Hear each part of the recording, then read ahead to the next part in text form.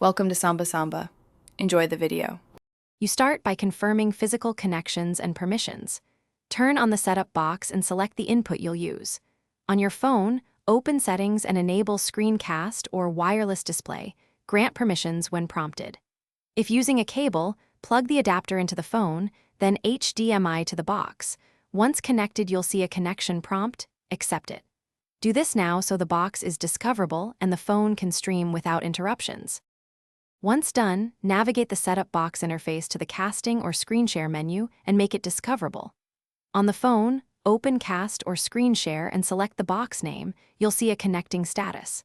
If the box asks for pairing, confirm the PIN on both devices to secure the link.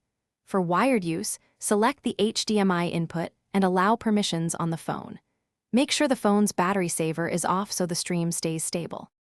You finish by testing playback and adjusting display settings on the phone or box so the image fits the TV. If audio or video stutters, switch the box to 5 GHz Wi-Fi or use a high-quality HDMI cable.